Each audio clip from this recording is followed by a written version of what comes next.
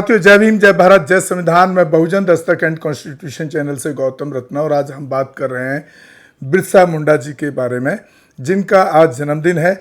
सबसे पहले तो सभी देशवासियों को उनके जन्मदिन पर शुभकामनाएं।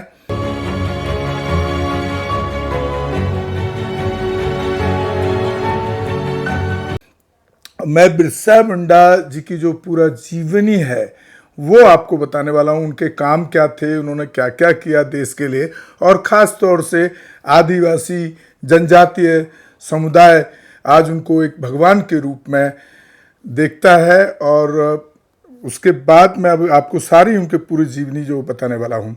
बिरसा मुंडा 15 नवंबर 1875, 9 जून 1900, एक भारतीय आदिवासी स्वतंत्रता कार्यकर्ता और लोक नायक थे जो मुंडा जनजाति से थे। उन्होंने 19वीं शताब्दी के अंत में ब्रिटिश राज के दौरान बंगाल प्रेसिडेंसी, अब झारखंड में उठे एक आदिवासी धार्मिक सहस्राब्दी आंदोलन का नेतृत्व किया, जिससे वे भारतीय स्वतंत्रता और आंदोलन के इतिहास में एक महत्वपूर्ण व्यक्ति बन गए। विद्रोह मुख्य रूप से खूंटी, तमार, सरवाड़ा और बांध गांव के मुंडा बेल्ट में केंद्रित था। बिरसा ने अपने शिक्षक जयपाल नाग के मार्गदर्शन में सालगा में अपनी शिक्षा प्राप्त की। बाद में बिरसा ने जर्मन मिशन स्कूल में शामिल होने के लिए एक ईसाई धर्म अपना लिया, लेकिन जल्द ही यह पता चलने के बाद कि अंग्रेज शिक्षा के माध्यम से आदिवासियों को ईसाई धर्म में परिवर्तित करने का लक्ष्य बना रहे हैं, उन्होंने पढ़ाई छोड़ दी। ये विश्वसनीय स्रोत नहीं है, अविश्वसनीय स्रोत हैं, ऐसा कहा जाता है। स्कूल छोड़ने के बाद बिरसा मुंडा ने बिरसाइत नामक एक धर्म की स्थापना की। मुंडा समुदाय के सदस्य जल्द ही उनके उस धर्म में शामिल होने लगे, जो बदले में ब्रिटिश गतिविधियों के लिए एक चुनौती बन गया। बिरसाइत ने खुले तौर पर घोषणा की कि असली दुश्मन अंग्रेज थे, न कि ईसाई मुंडा। मुंडा विद्रोह का कारण औपनिवेशिक और स्थानीय अधिकारियों द्वारा अनुचित भूमि हड़पने की प्रथाएं थीं, जिन्होंने आदिवासी पारंपरिक भूमि व्यवस्था को नष्ट कर दिया। बिरसा मुंडा को ब्रिटिश ईसाई मिशनरियों को चुनौती देने और मुंडा और उरांव समुदाय के साथ धर्मांतरण गतिविधियों के खिलाफ विद्रोह करने के लिए जाना जाता है। उनका चित्र, बिरसा मुंडा जी का चित्र अभी भारतीय संसद संग्रहालय में भी लगा हुआ है। उनका प्रारंभिक जीवन 1875-1886, बिरसा मुंडा का जन्म 15 नवंबर 1875 को बंगाल के प्रेसिडेंसी के रांची जिले के उलीहातू गांव में हुआ था, जो अब झारखंड के खूंटी जिले में है। कुछ स्रोतों का दावा है कि उनका जन्म 18 जुलाई 1872 को हुआ था, न कि 1875 में, और इसलिए उस समय प्रचलित मुंडा प्रथा के अनुसार उनका नाम उस दिन के नाम पर रखा गया। लोकगीतों में लोकप्रिय भ्रम को दर्शाया गया है और उलीहातू या चालकद को उनके जन्म स्थान के रूप में संदर्भित किया गया है। उलीहातू बिरसा के पिता सुगना मुंडा का जन्म स्थान था। उलीहातू का दावा गांव में रहने वाली बिरसा के बड़े भाई कोमता मुंडा पर आधारित है, जहां उनका घर अभी भी मौजूद है, हालांकि जीर्ण शीर्ण अवस्था में है, खत्म होने की स्थिति में है। बिरसा के माता पिता कारमी हातू और छोटे भाई पसना मुंडा उल्हातू छोड़कर बिरबांकी के पास कुरुबंदा चले गए, मजदूर साझेदारी या फसल साझेदार रैयत के रूप में रोजगार की तलाश में। कुरुबंदा में बिरसा के बड़े भाई कोमता और उनकी बहन दासकिर का जन्म हुआ। वहां से परिवार बम्बा चला गया, जहां बिरसा की बड़ी बहन चंपा का जन्म हुआ। बिरसा के शुरुआती साल अपने माता पिता के साथ चलकड़ में बीते। उनका शुरुआती जीवन एक औसत मुंडा बच्चे से बहुत अलग नहीं हो सकता था। लोक कथाओं में उनके अपने दोस्तों के साथ रेत और धूल में लौटने और खेलने और बड़े होने पर उनके मजबूत और सुंदर दिखने का उल्लेख है। वह बो होंडा के जंगलों में भेड़ चराते थे। जब वे बड़े हुए तो उन्होंने बांसुरी बजाने में रुचि थी, जिसमें वो एक विशेषज्ञ बन गए। वह अपने हाथ में कद्दू से बने एक तार वाले वाद्य यंत्र तुल्ला, जिसको वहाँ तुल्ला बोला जाता है, और कमर में बांसुरी बांधकर घूमते थे। उनके बचपन के रोमांचक पल अखाड़े गांव के कुश्ती के मैदान में बीते। हालांकि उनके एक आदर्श समकालीन और जो उनके साथ बाहर जाता था, उन्होंने अजीबोगरीब बातें करते सुना। गरीबी से प्रेरित होकर बिरसा को उनके मामा के गांव एबूती ले जाया गया। उनके सबसे बड़े भाई कोमता मुंडा, जो 10 वर्ष के थे, कुंडी बार टोली गए, एक मुंडा की सेवा में शामिल हुए, शादी की और 8 साल तक वहाँ रहे और अपने पिता और छोटे भाई के साथ चलकड़ में रहने लगे। बिरसा अयुभूति में 2 साल तक रहे। वह सालगा में जयपाल नाग द्वारा संचालित स्कूल में गए। वह अपनी माँ की छोटी बहन जॉनी के साथ, जो उनसे शादी के बाद बहुत प्यार करती थी, अपने नए घर खटंगा गए। वह एक ईसाई मिशनरी के संपर्क में आए। बिरसा ने जल्द ही ईसाई मिशनरियों को चुनौती देना शुरू कर दिया और मुंडा और उराव समुदायों के साथ धर्मांतरण गतिविधियों के खिलाफ विद्रोह कर दिया। चूंकि बिरसा पढ़ाई में तेज थे, इसलिए जयपाल नाग ने उन्हें जर्मन मिशन स्कूल में शामिल होने की सिफारिश की और बिरसा ने ईसाई धर्म अपना लिया और उनका नाम बदलकर बिरसा डेविड रखा गया, जो बाद में बिरसा दाऊद हो गया। कुछ वर्षों तक अध्ययन करने के बाद उन्होंने जर्मन मिशनरी स्कूल छोड़ दिया। प्रारंभिक काल 1886, 1894, 1886 से 1990 तक चाईबासा में बिरसा की भारी यात्रा उनके जीवन का प्रारंभिक काल थी।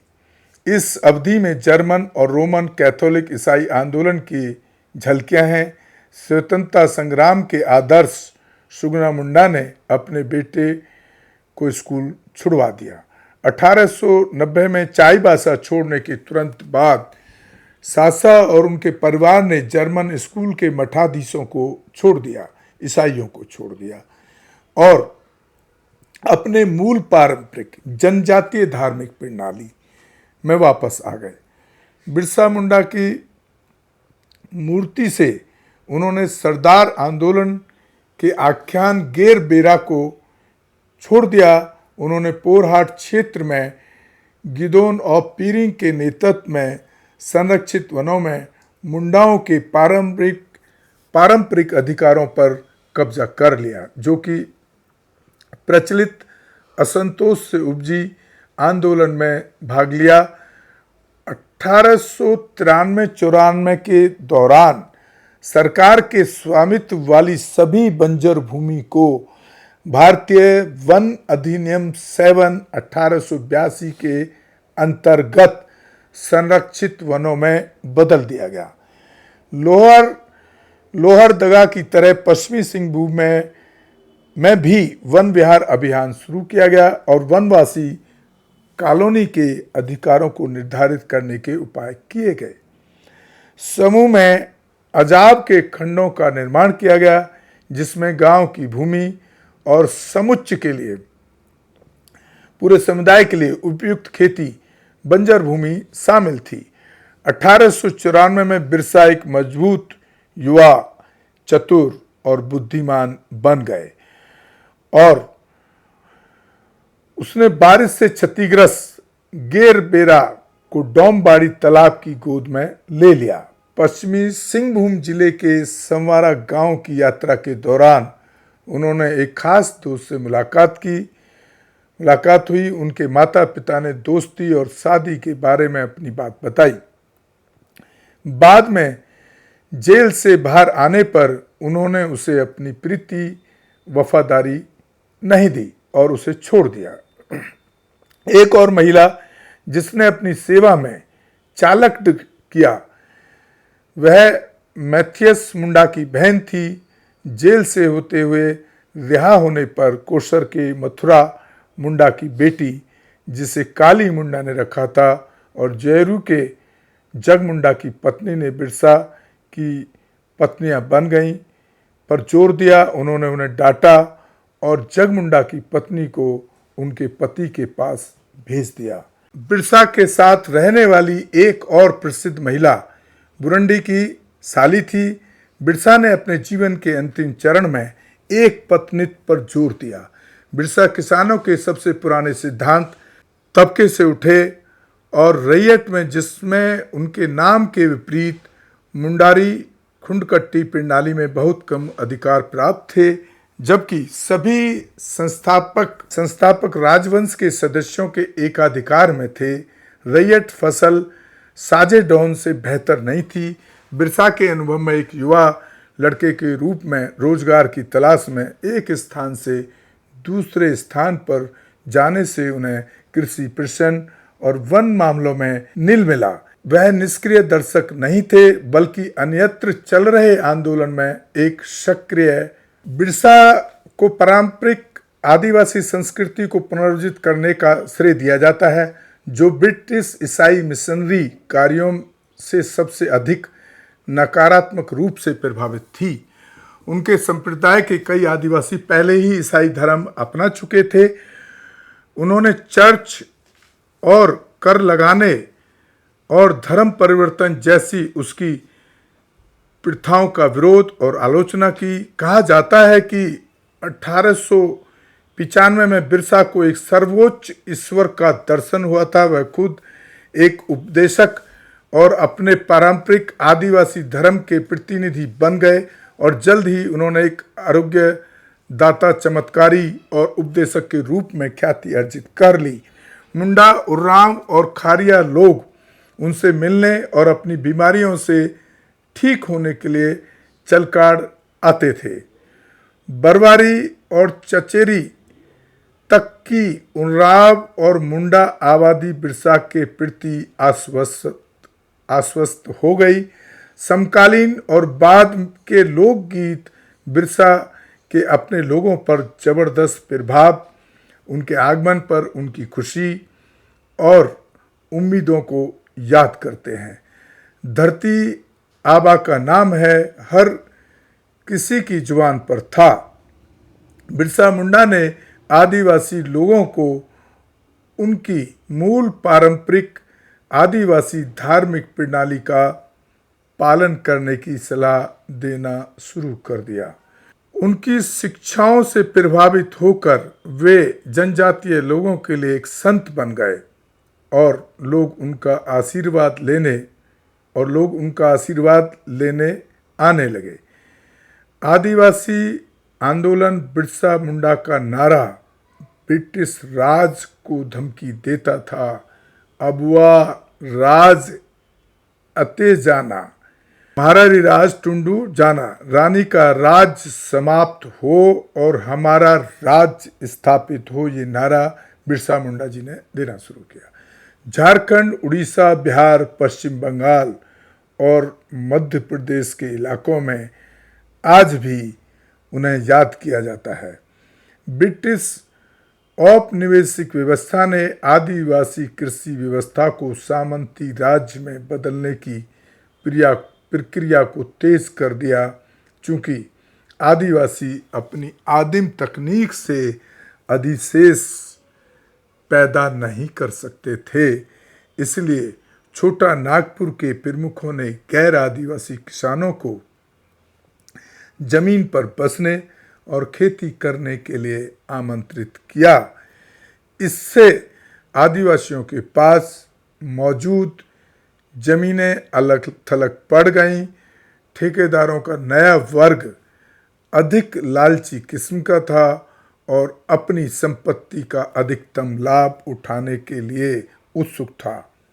1856 में जागीरें लगभग 600 थीं और उनके पास एक गांव से लेकर 150 गांव तक थे, लेकिन 1874 तक पुराने मुंडा या उरांव सरदारों का अधिकार लगभग पूरी तरह से किसानों के अधिकार से खत्म हो चुका था, जिसे जमींदारों ने शुरू किया था।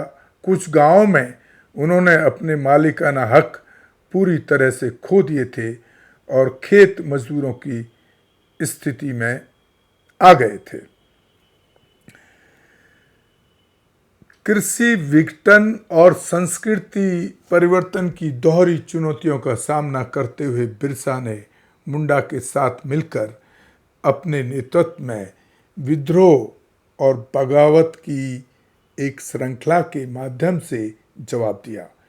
1895 में तमार के चलकाड़ गांव में बिरसा मुंडा ने ईसाई धर्म को त्याग दिया। अपने साथी आदिवासियों से केवल एक ईश्वर की पूजा करने और बोंगा की पूजा छोड़ने के लिए कहा। मुंडा ने खुद को एक पैगंबर घोषित किया जो अपने लोगों के खोए हुए राज को वापस पाने के लिए आया था। उन्होंने कहा कि रानी विक्टोरिया का शासन खत्म हो गया है और मुंडा राज शुरू हो गया है। उन्होंने रैयतों, किराएदार किसानों को कोई लगान न देने का आदेश दिया। मुंडा उन्हें धरती के पिता यानी धरती के पिता कहते थे। बिरसा मुंडा को पकड़कर रांची ले जाया गया। एक अफवाह के कारण जो लोग बिरसा का अनुसरण नहीं करेंगे उनका नरसंहार किया जाएगा। बिरसा को 24 अगस्त 1895 को गिरफ्तार कर लिया गया और 2 साल की सजा सुनाई गई।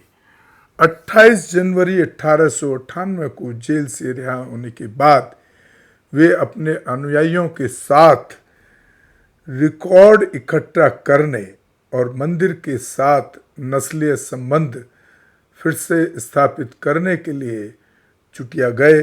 उन्होंने कहा कि मंदिर कोल का है। ईसाई मिशनरी बिरसा और उनके अनुयायियों को गिरफ्तार करना चाहते थे, जो धर्मांतरण करने की उनकी क्षमता को खतरे में डाल रहे थे।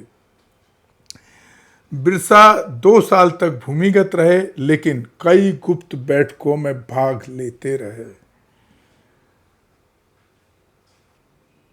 ऐसा कहा जाता है कि 1899 के क्रिसमस के आसपास लगभग 7000 पुरुष और महिलाएं ऊल गुलान महान उथल पतल, ऊल गुलान का मतलब है महान उथल पतल की शुरुआत करने के लिए एकत्र हुए थे, जो जल्द ही खुंटी, तमाड़, बसिया और रांची तक फैल गया।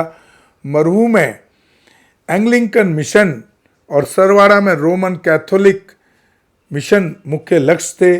बिरसाइयों ने खुलेआम घोषणा की, असली दुश्मन अंग्रेज हैं न कि ईसाई मुंडा, और उन्होंने अंग्रेजों के खिलाफ निर्णायक युद्ध का ऐलान कर दिया, आह्वान किया। उन्होंने कथित तौर पर ठेकेदारों और जागीरदारों और राजाओं और हकीमों और ईसाइयों की हत्या का आग्रह किया और वादा किया कि बंदूकें और गोलियां पानी में बदल जाएंगी। 2 साल तक उन्होंने अंग्रेजों के प्रति वफादार जगहों पर हमला किया। 1899 की क्रिसमस की पूर्व संध्या पर बिरसा के अनुयायियों ने रांची और सिंहभूम में चर्चों को जलाने की कोशिश की। 5 जनवरी 1990 को बिरसा के अनुयायियों ने एतकेडी में 2 पुलिस कांस्टेबलों को मार डाला। 7 जनवरी को उन्होंने खुंटी पुलिस स्टेशन पर हमला किया, जिसमें एक कांस्टेबल की हत्या कर दी गई और स्थानीय दुकानदारों के घरों को तहस नहस कर दिया गया। स्थानीय आयुक्त ए फोबेस और डिप्टी कमिश्नर H.C. स्ट्रेटफील्ड बढ़ते विद्रोह को दबाने के लिए 150 लोगों की सेना के साथ खुंटी पहुंचे। औपनिवेशिक प्रशासन ने बिरसा के लिए 500 रुपये का इनाम रखा। फोर्ब्स और स्ट्रेटफील्ड की कमान के तहत सैनिकों ने डमरी हिल पर मुंडा के गुरिल्लाओं पर हमला किया और उन्हें हरा दिया। हालांकि मुंडा खुद सिंहभूम पहाड़ियों में भाग गए। उन्हें 3 फरवरी 1900 चक्रधरपुर के जामकोपाई जंगल में गिरफ्तार किया गया था। डिप्टी कमिश्नर रांची के अनुसार पत्र के अनुसार 15 विभिन्न आपराधिक मामलों में 460 आदिवासियों को आरोपी बनाया गया था, जिनमें से 63 को दोषी ठहराया गया था, 1 को मौत की सजा और 39 को आजीवन निर्वासन और 23 को 14 साल तक की कैद की सजा सुनाई गई थी। 6 मौतें हुई, जिनमें ट्रायल के दौरान जेल में बिरसा मुंडा की मौत भी थी शामिल थी, यानी कि जेल में ही उनको मार दिया गया। 9 जून फिर बंद 9 जून देखिए दोबारा बंद करो, 9 जून तक हो गया। उनकी मृत्यु के बाद आंदोलन फीका पड़ गया।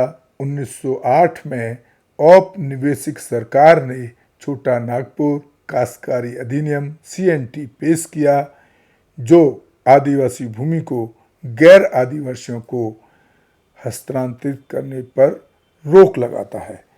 10 नवंबर 2021 को आयोजित एक बैठक में केंद्रीय मंत्रिमंडल ने आदिवासी स्वतंत्रता कार्य के योगदान को याद करने के लिए 15 नवंबर बिरसा मुंडा की जयंती को जनजातीय गौरव दिवस के रूप में मनाने के लिए मतदान किया। उनकी जयंती आज भी कर्नाटक के मैसूर और कोडागू जिलों में आदिवासी लोगों द्वारा मनाई जाती है। आधिकारिक उत्सव झारखंड की राजधानी रांची के कोकर मोहल्ले में उनकी समाधि स्थल पर होता है। परंपरा, आज उनके नाम पर कई संगठन, निकाय और संरचनाएं हैं,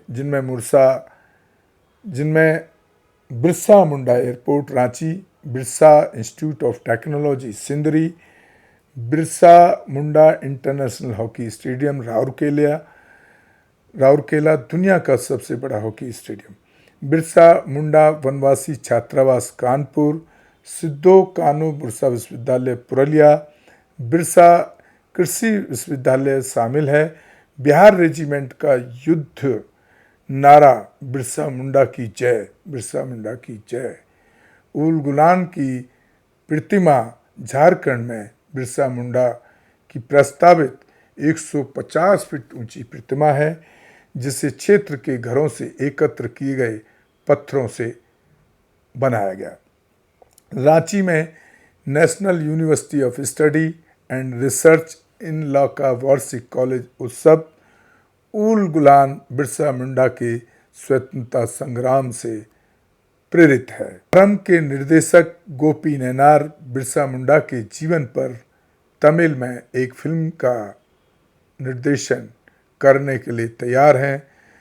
प्रसिद्ध तमिल निर्देशक और जाति विरोधी कार्यकर्ता पा रंजीत एक हिंदी फिल्म का निर्देशन करेंगे, जो बिरसा मुंडा के जीवन पर आधारित होगी। तो साथियों, अभी जो मैंने आपको उनकी पूरी जीवनी को, बिरसा मुंडा जी की जीवनी को बताया, और मैं उनसे पुनः उनको नमन करता हूँ कि उनके इतने संघर्ष और अपना जीवन कुर्बान उन्होंने देश के लिए और अपनी संस्कृति के लिए और ऐसे समाज के लिए दिया, आदिवासी जनजातीय समाज के लिए, जो बहुत ही एक मतलब महान कार्य फिर ही इस तरह के लोग आपको देश के अंदर या समाज के अंदर मिलेंगे। लेकिन अगर हम इसको दूसरे रूप में देखें, आज जिस तरह से यहाँ जिस तरह से जो सरकार है, मनुवादी सरकार, एक तरफ उनके नाम पे इंस्टीट्यूट या इस तरह के कुछ इस्टेब्लिश किए गए हैं, लेकिन दूसरी तरफ अगर आप प्रैक्टिकल ग्राउंड पे देखेंगे तो यही मनुवादी सरकार आज सबसे ज़्यादा शोषण आदिवासी जनजातियाँ, शेड्यूल कास्ट, शेड्यूल ट्राइब, अनुसूचित जाति, जनजाति, ओबीसी, माइनॉरिटी के साथ कर रही है। इसलिए आपको भी सावधान रहने की ज़रूरत है कि हम इस तरह की जो जातिवादी मानसिकता के सरकार जो फैसले ले रही है, जो इस समाज को नुकसान पहुंचाते हैं, उसके खिलाफ आप लोग भी जागरूक रहें। और इस तरह की कोई भी घटना या इस तरह का कोई भी अगर आपको कुछ दिखे तो आप हमारे चैनल पर नंबर दिए हुए हैं, आप हमें उस पर ज़रूर मैसेज करें या कॉल पर बात करें। हम इस तरह की कहानियाँ, इस तरह की स्टोरी आपको दिखाने की कोशिश करते हैं। हो सके तो आप हमारे चैनल को एक आर्थिक सहयोग भी करें, क्योंकि बड़ा स्टूडियो है, उसको चलाने का एक बड़ा खर्चा हमें अपने समाज को मजबूत करने के लिए, अपने महापुरुषों के इतिहास को पढ़ाने के लिए करना पड़ता है। इसी के साथ मैं आपसे विदा लेता हूँ। जय भीम, जय भारत, जय संविधान, नमो बुद्धाय। आप हमारे channel Bahujan Dastak and constitution channel को ज़्यादा से ज़्यादा शेयर और सब्सक्राइब करें, ज़्यादा से ज़्यादा देखें, ताकि हमें इस तरह के कामों के लिए एक साहस और मजबूती मिले और हम इसको अच्छे से करते रहें। हमारे channel constitution like, share, subscribe देखना मत भूलिएगा। जय भीम, जय भारत, जय संविधान, नमो बुद्धाय। धन्यवाद। चैनल आर्थिक समस्या से गुजर रहा है। अगर आप बहुजन समाज में बाबा साहेब अम्बेडकर और तथागत बुद्ध की विचारधारा को अधिक से अधिक लोगों तक पहुंचाना चाहते हैं तो हमें आर्थिक सहयोग प्रदान करें, ताकि हम अपने चैनल के माध्यम से देश विदेश में समता, बंधुता, एकता और संवैधानिक अधिकारों को ज्यादा से ज्यादा लोगों तक पहुंचा सकें। आप अपनी सहायता राशि नीचे लिखे खाते में जमा करा सकते हैं। खाता धारक गौतम रत्ना, खाता संख्या 3169576865 IFSC कोड SBIN 00603336, बैंक भारतीय स्टेट बैंक। आप हमारे बैंक खाते का विवरण स्क्रीन पर भी देख सकते हैं।